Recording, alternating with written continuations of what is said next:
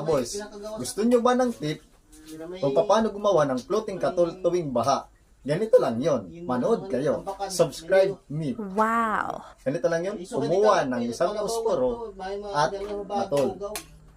Kunin ng isa lang nga katol. Maputi na laglag kasi. Ganito lang yon. Sindihan nyo. At andito ang ating lalagyan.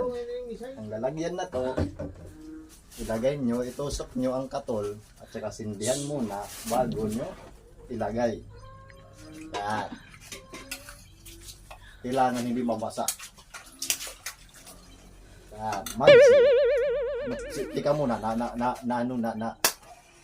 nawala. Sindi ulit. Yan, dandahan. Ganyan. May isang pants na ko dito. Yan. Ganyan lang ang pagsindi. Patagalan nyo. At ngayon, ilalagay na natin ating floating katol para kahit ilagay, floating lang yan. What?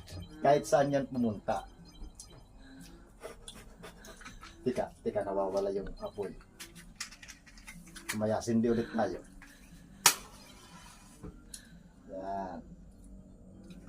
Yan, tignan nyo umaapoy. Kailangan malaki yung apoy para masindihan. Ganyan lang yan. Ilagay dito sa lalagyan at ilagay nyo sa lapag. Ganyan pang tuwing baha. Kahit nyo yan hawakan at floating lang yan. Ganyan. Maglalakad yan kahit saan. Yan.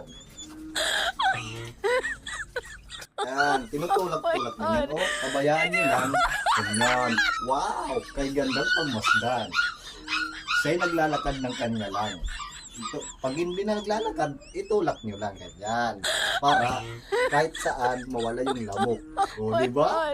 Bye-bye. Thank you for subscribe and watching. See you.